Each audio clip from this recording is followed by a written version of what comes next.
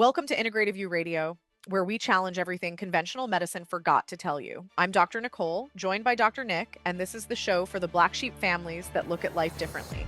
We're not here to tell you what to do. We're here to open your eyes to new perspectives and new ways of thinking. Now, let's get into it. Yeah. Feel that? The sound of possibility. What's up, guys? We got take two because Nick spiraled on the last one. Nobody can handle my deepness. Oh my gosh. So we are talking about an interesting topic, which I will say is AI inspired, because we're like, okay, what are the problems of, real life people? What do people want to hear about? And there was the hot topic about relationships and how your nervous system is cheating before you are or your partner is. And I thought this was really interesting. You can only imagine how deep I got, how quick, and we had to do a take two. Maybe we'll do some bloopers from it. Oh my gosh, we should. But so Nick and I have been together 16 years, married for 9, something Married like long that. enough. Long enough. Running a business together. Now we have 2 kids. So yeah, so we've been through it. So we're not here to be like, oh my God, we've been above this. We're here to, talk real and raw with you guys. But, I don't think this is talked about. And don't get me wrong, there are a lot of different layers to people feeling, like they want to cheat or they do cheat, etc. So there's a lot of reasons for it. We're going to talk about some aspects that are talked about less or really not at all, because we can overlook the idea that there is a biochemical, physiological component, but there is. And I'm going to tell you why and give you an example that I think is going to hit home. I just want to preface. Go ahead. This would be a podcast that you might want to grab a pen and paper, take some notes on.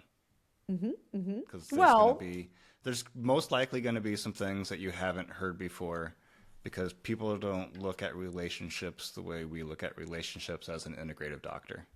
Yeah. And we have survived 16 years in business together. So, yeah. So take some notes. We've spent, because we had every single class together in that's chiropractic true. school. So we've spent pretty much every single day together physically. For like 20 years. Oh my God. That's so terrifying to think. But you're not wrong. Holy shit. And she's only said, I've never loved you once. So, he's just really gray, guys. Great. I didn't kill him. He's like alive. He's not in a mental asylum. So, we're winning. I literally ripped my headphones out. All right. So back to it. I think that a lot of us have experienced what we call the honeymoon phase. And, and then people are like so sad. Oh, the honeymoon phase is over. But like, what the fuck is the honeymoon phase? Let's talk about it from more of the biochemical perspective. When you're in your honeymoon phase, everything is amazing and you're high as hell on dopamine and serotonin. Your body is pumping out these feel-good hormones. It's pumping out some oxytocin and, everything feels great. You're so in love, and it doesn't matter like if he has, boogers on his face. You're like, oh my God, I love him. He's so handsome. And it's just like everything is rainbow and sunshine, and then it's not. From an integrative perspective, and this is what I love to be able to provide with people, is that, and this is something Paul Bragg once told one of my mentors, Dr. DeMartini, is that the spirit guides the mind and the mind dictates the body. So if the body is producing what serotonin, dopamine, those really good, feel good hormones / neurotransmitters, well, the body's only producing that because the mind's perceiving some way. So if that's feel good, then the mind is attached to the perception, the belief of feeling good. Hence, everything's all good and there's no bad. If somebody sees something either all good or all bad, experiences manic or depressive, we would call that bipolar. Mm-hmm. But when you're in a new relationship, we call that the honeymoon phase, mm-hmm. which is kind of interesting. Well, I think that's something, and it doesn't always pan out this exact way, but when you're in that honeymoon phase, it's the fantasy. It starts out like, I like this person, I really enjoy spending time with them. But then those hormones can really kick up, and it can drive you to like one end of the spectrum of this fantasy. And then if your fantasy becomes big enough and this person now gets put on a pedestal, then you start to have the fears that kick in, and you start to have maybe even a little bit of obsession, and you start to have this mix that comes along with the fantasy. Because it's like, I love him so much. What if he leaves? Or I love her so much. What if she, something bad happens? And so once those things start to kick in, you start to go from the dopamine and serotonin into the stress hormones driving the boat. And the stress hormones of your cortisol and your adrenaline start to create a lot of dynamics. It starts to create actual relationship dynamics. I'm not saying that this is just an internal thing that's happening. It becomes an external thing that's happening. And people then, they ride with that, and they start to now disassemble because they need to protect themselves. Well, he's not that great, and well, I don't know if my parents are going to like him. Well, I don't know if it'll work in the long term. And we start to disassemble it to protect ourselves. But really, at the end of the day, in my opinion, being in a relationship is not about the fucking yo-yoing of your hormones or someone always keeping you in this high dopamine or high serotonin. This is about knowing how to navigate both.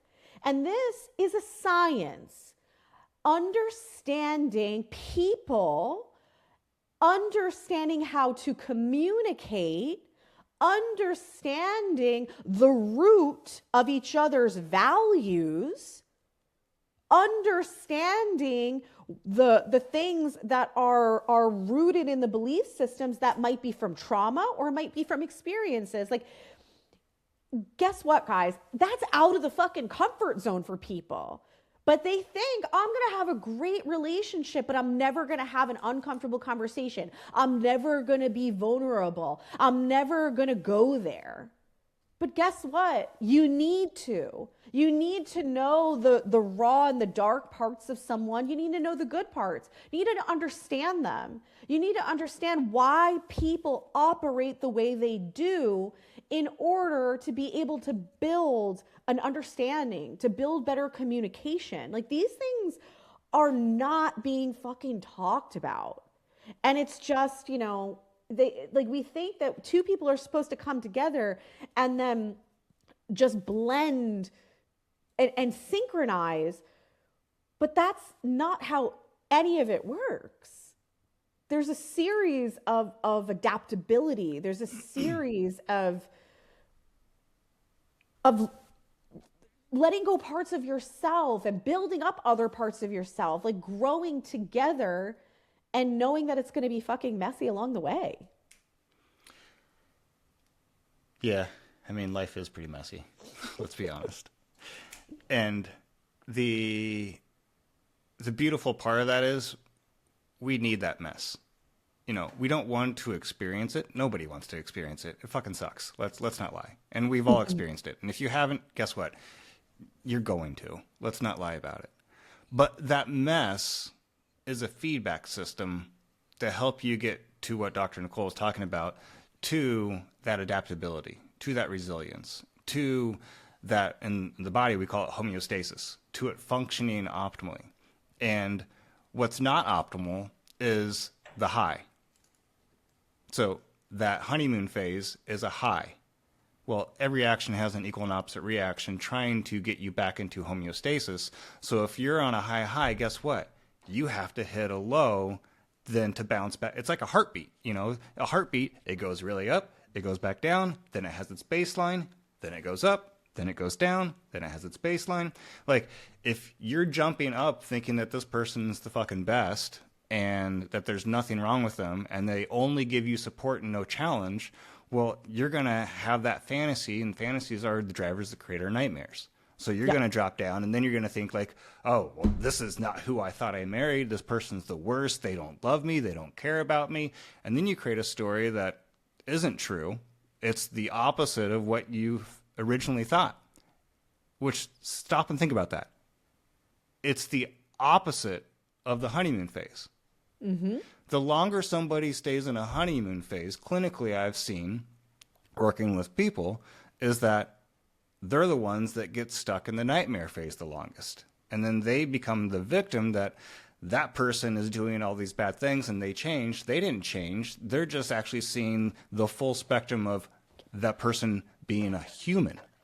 See, person is the concept of persona. It's a facade. It's not real. The goal is to see somebody as a human, whole, as who they truly are. Benefits and drawbacks, good and bad. The hero and the villain. We all 100%. we all wear both pairs. Mm-hmm. And the hard part is we don't know how to do this because we've never been taught. And then B, even when we do start to like accept somebody for who they truly are, then we have to figure out, okay, well, you know, these drawbacks that I didn't initially see, how can I use that to serve myself? Mm-hmm. How can I use that to help them? How do I communicate with this person that I, quote unquote, didn't know or didn't see before? Yep. And that's what Nicole was talking about with, you know, we have to learn values and we have to learn NLP. Let's get into that in just a minute, because I want to ground this for some of you, is that one of the other catalysts to the hormone shift from the serotonin and the dopamine, the honeymoon phase that we're talking about, into, you know, now we're running on more of the stress hormones. Some people, it's because of the fear set in. Am I going to lose this person? Are they going to leave me? I love them so much. They're so great, because you put them on a pedestal. Okay, so we got that dynamic going on. But then we have the other dynamic, which is probably more common than not, is you're in a little bubble. You're in your little dopamine bubble, and you're with this person, and maybe you're going on some dates. They come over your house, you go over their house. And then we start to get a little more serious. And now, okay, I want them to meet my parents. I want them to meet my siblings. I want to bring them out into my friends group. Oh, maybe we're going to, like, you know, go on a vacation together. Maybe we're going to start to live together. And now you start to see the person in different environments. You start to see how they treated your mom, how they treated your dad. You start to see how they treated the waiter at the restaurant. You start to see how they showed up, you know, at their job, because maybe you met them for lunch. Like, they talked shit the entire lunch about their coworkers. You start to see them in different lights, in different environments. You see they leave clothes, you know, all over the house. I never shut drawers. So you start to see these different things, and it starts to potentially drive up more of the cortisol response. And it starts to drive up the adrenaline, and it starts to drive up this doubt, or this, I don't know about this person. And really what it comes down to, it's not that, you know, it's just like done. No, I don't like who they are. I don't like this. You have to gauge all of that, and you have to gauge, you know, the connection, and you have to gauge. But if you don't have anything to gauge off of, you're going to just constantly find yourself on a loop of, it didn't work out. It didn't work out. It didn't work out. It didn't work out. And you're going to be like, what is the problem? Why can't I find love? Why can't I find the right person? And it comes down to, in our opinion, three major things. One, understanding your own personal values and taking the time to actually get to know the other person's values. We're going to talk more about that in just a minute. Rhythms. If you do not have something set up to have vulnerable, real, pointed conversation with your partner, you will never be fucking aligned. And if you think, oh, we're just supposed to be aligned because, That is not how anything works. If you worked in a company where nobody ever has sat down to have a meeting or have a strategy, you would leave that company because it would be a fucking shit show. So why do you think as a couple, you never have to have conversations about real life shit that is affecting both parties? And the third is communication. There is a right way to communicate, there is a wrong way to communicate, and if you don't understand how the other person takes in information, or doesn't take in information, then you could be just literally running up against a wall. So there's a lot of interesting things, and I will say we've been doing this work a really long time, and Nick and I have been on our own journeys individually and then as a couple. But even with something, we took a lot of these frameworks that we use and we plugged them into AI to make them better and to make them accessible to you guys. And we created something called the couples decode and a couples alignment system. And this is all based off of things that we use, but essentially it became better taking it through our framework through this process with AI. And we tested all of our own products out, and we tested out our couples alignment. And it broke things down in such a more expansive way that it just helped us relinquish some of our triggers. Like an example for us is that Nick is a processor. He is not a person that is going to, if I'm going to spitball something at him, he's not going to respond in the moment. And so if I'm sitting there waiting for a response from my husband and he doesn't give me one, and I don't understand this about him, I'm just going to think he doesn't give a shit. He didn't care about what I had to say. He doesn't care about how I feel about this situation. And I feel unsupported. And now I'm fucking pissed.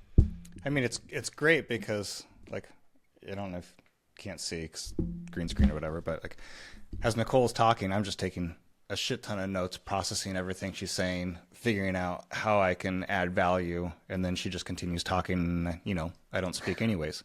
So that's the foundation. I'm just joking a little bit there, just a little bit. But you have to learn how, like you said, how the other one communicates, and that foundation, the communication process, you know, is one of the best tools that we've both found is NLP, neuro-linguistic programming. And it shows you that we all process information through our senses. So we process it either a combination of visually, auditory, and kinesthetic feeling. And if you don't understand how the other person is processing that information, you're going to deliver it through one of those systems that they don't actually use. Mm-hmm. You know, Nicole tells me something to do. Well, like I use auditory 2%. So it's like either A, I don't hear, or B, I don't know how to actually break that down and make sense of it. You know, I have to kinesthetically feel it. That's why I go, quote unquote, away to process, because I have to actually kind of sit and feel all of that energy. Mm-hmm. And as I feel it, I start to actually see it. And when I see it, then, okay, now it makes sense. Hey, quick pause before we dive back in. If what we're talking about today is hitting home, if you've been told you just need to communicate better, but the words never seem to land, we built something for you. It's called the Couples Decode. It's not a compatibility quiz, not a love language test. It's the assessment I wish every couples therapist started with. We look at what traditional counseling was never trained to find, the pattern underneath the argument, the family system you both walked in with, the blind spots that keep you looping through the same fight in different clothes. We map the pattern across both of you to discover where you're aligned, where you're carrying weight the other doesn't see, and what's actually driving the disconnect. You'll each get a personalized relationship report back from our team. And here's the thing, if it clicks, if you read it together and think, finally, someone actually sees us, that $47 becomes a credit toward our foundation program or couples alignment package. So you're not spending twice, just taking the first step, no pressure, no countdown timer. Just if you're tired of being told you need to talk more when what you really need is to see more. Head over to integrativeview.health and check out the Couples Decode. Links in the show notes. All right, let's get back into it. Well, I'm the same. I'm there not was very auditory at all. And if you come at me with, talking about something that we need to do, even if it's very light, like, oh, we got to take the kids to soccer, it's just not going to be well received. But if you send me a calendar invite, or if you send me an email with the, hey, this is the things we need to focus on this week, that's, for me, it's delivered in a way that I'm going to be able to take it and use it. And even the other strong suit that I am is auditory digital, which everything has to make sense. So if you're trying to give me information about finances or a business move that I don't have all the data points for it to make sense, I'm going to fight you on it. Because for me, it has to add up for me to be fully committed to it. So I'm going to give one just quick example is have a private family that we work with, and the parents scheduled a private session with me alone to kind of work through some things. And it was with a child, and they're like, our child wrote us this note of concerns. And I was like, well, that's pretty awesome. That's vulnerable, taking initiative. Like, first off, you need to praise that. You need to acknowledge that. Like, that's empowerment. That's amazing. That's vulnerability, etc. But then as they were going through there, they're going to schedule a family meeting to discuss it. And I was like, well, you guys are missing one of the biggest issues right now. And they're like, what do you mean? Like, how did that child communicate with you? Not auditory. And if you're going to schedule a meeting and then respond in auditory, they're not, it's not going to work. Like, that child gave you how they communicate. So you have to communicate back to that child how they're going to understand, how they're going to be able to use it, which is written. Wasn't the strong suit for the parents, but through that process, they actually understood that, oh my God, like, no wonder things are not working out, because we're communicating in a way that our child actually doesn't process. And that alone solved so many issues within the family. It was amazing. 100%. The point that we're trying to drive home here, because you're like, wasn't this supposed to be about cheating? Why are we talking about all this stuff? When someone goes and is tempted to cheat, it's usually, again, I'm going to say this loosely, there's a lot of reasons for it. One reason is it's an escape. Because if they cheat and you find out, you dump them, and they didn't have to make a hard choice. But they've already been mentally, emotionally, energetically, and nervous system has been out of the game for a while. And they're like, I'm not brave enough to have the hard conversation and make the decision. So let me do something in order to have you make the decision. And then there are other people, when you're dealing with, marriages, and you're dealing with long-standing relationships, and there's, cheating or an affair, there is usually needs that are not being met. And listen, nobody is right or wrong. So for those of you that get triggered by what I'm saying, there's no right or wrong. If needs are not being met, then, people act on it differently. Some people will go and cheat to say, like, I haven't had physical touch in 10 years, and my primary love language is physical touch. So now I'm going to go seek it out elsewhere. There is no right or wrong to that. When you deal with love languages, what you find is that the person will give love in the way that they actually want to receive love. So Nick's primary love language is physical touch. And he will literally, like, when he wants to be nice, he comes and he's like, do you want a foot massage? Do you want me to rub your back? So he's literally pretty much telling me that's how he's giving me love, which is essentially really what he wants back in return. And for me... And Nicole's like, I'll pay somebody else to do that. I have said that. But I delegated it. I delegate my love. So everyone has a right to receive and give love however they choose. But if you're not going to be aware of this, and you're not going to understand these profiles for each other, You could easily be like, why? Why would they do this to me? And it's not that they did it to you in all circumstances. It's just there was a huge, huge void for them and they needed that experience. Can I give a slightly different twist on it? Of course. You're in health, your nervous system is your master regulator. You know, it's also one of the biggest components of your immune system. When you think about your immune system, it's always creating, am I protected? Am I safe? Or do I need to fight or freeze or run away? So your nervous system is always trying to maintain the state of equanimity, state of balance, state of homeostasis. And when you think of cheating is trying to get something that the nervous system perceives it needs so that it can actually be grounded, can be resilient, can be adaptable, can be healthy, can be in that state of homeostasis. So cheating, like you said, when we think of cheating, we think of it always like a physical thing, but cheating could be, I went to the movies by myself because that's what I needed. Like, I didn't go with my family. I went by myself so I could be alone, so I could not like Regulate my whatever nervous that is. system. Yeah.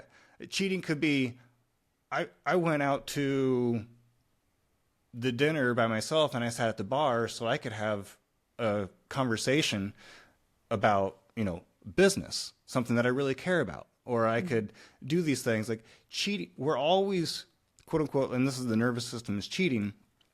The nervous system, the brain, the mind is always looking to try to fulfill our voids. But it's our values too. Well, voids is what creates our values. Yeah. We're always because trying to fulfill a life what you just based said, on what we perceive isn't fulfilled. Yeah, but what you just said, being a mom, 2 kids, working, it's like one of the things that regulates my nervous system is the same.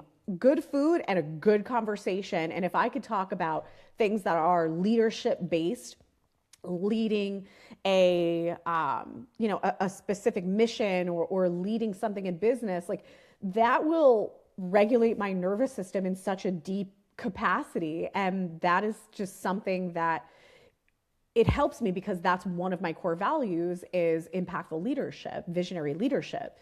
And so you're going to find that people want to do things to regulate the nervous system that are more aligned to the nervous system. So Nick, for the longest time, you would always be like, and even my dad, he's like, gosh, you're like, what do you always need to go to an expensive dinner for? Like, what? He's like, can't we just go somewhere cheap? And I'm like, it's not about that. It's just, I want to go for an experience because literally connective experiences is one of my core values. And an experience that is filling my taste buds with food, and then I can have a good quality conversation, and also like no phones, no nothing, just like detachment from the digital world. Like that is so valuable to me. So I want to do those things to regulate my nervous system. So it sounds weird, but it's like your nervous system cheating occurs before the physical action. The nervous system cheating is it trying to figure out what it can do, what it can receive to what? It's always a trick question with you. to be fulfilled, to feel valued. So if we don't know our partner's values and we're not fulfilling those values, it's only common sense that after a certain amount of time, that person's nervous system has to search and figure out a different way.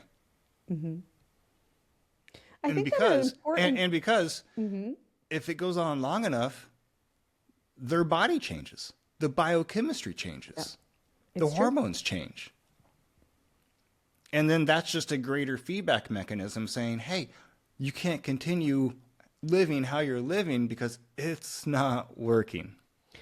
And I think it's something for people to understand is that behaviors and how we operate and things we do is just not random. And it's usually not because we want to be malicious towards other people.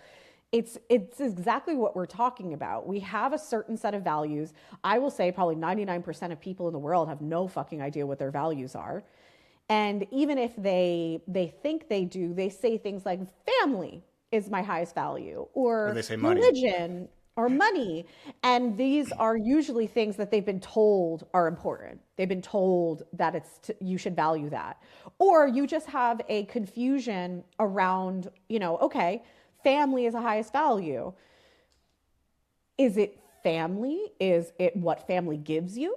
Is it the quality time? Is it the connection? Is it the presence? There's a lot to unpack with that. And that's one of the things is that when we take people through these really, really pointed questions in our couples alignment or the couples decode, it's extracting out what are your actual values. And it's been pretty cool because when we launched the product and we were taking beta testers through, our focus was like, is this nailing it? Like, do you feel like when you read this, it's like, holy shit, that is 100% me, because that was the goal.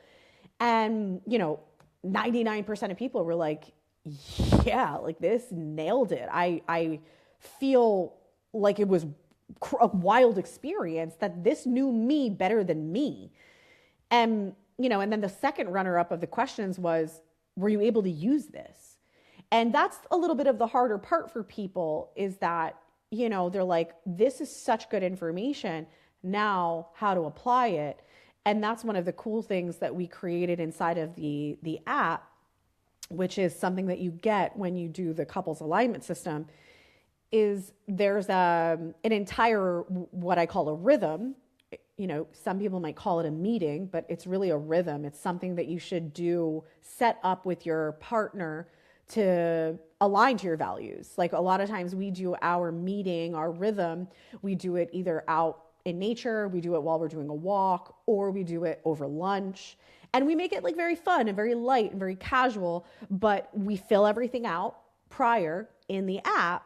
And it's different pointed questions that allow us to stay aligned as business partners, as a couple, and also as parents. And so if you're not one of those... Because those are three different hats.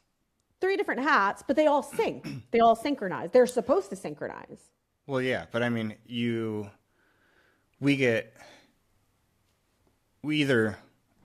caught up in thinking that we're only one of those, or we get caught up in thinking that, I would judge you like, oh, well, she's not being a mom, she's being a business person. Mm-hmm. And it's just like, no, that's... Those, and those judgments are so dangerous in families because we need to stop and put ourselves in the other person's shoes because, there's plenty of dynamics. They think, if mom is home or whomever is home, there's the fantasy or the thought of, oh, they had it easy because of X, Y, and Z.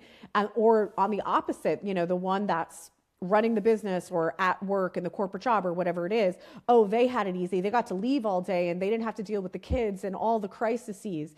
But both ends of the spectrum have their challenges. And, if we're not going to understand both of that, and we're not going to understand and show some level of appreciation, gratitude, and also support, it becomes very, very chaotic and very volatile. Because the days that I just run the business has a very different set of challenges, and the days that I'm with the kids has a different set of challenges. It's not that one was easier than the other, or one was like the break. It's just two different hats, two different challenges, two different ways the brain has to work. No one is superior, inferior, less difficult, more difficult. Like I said, they both have their challenges. And I guess as we're kind of wrapping up, one major point that we haven't talked about is the self-love. Because you talked about, just piggybacking is, on a business side of things for you, it's like, okay, how does the business fulfill your values?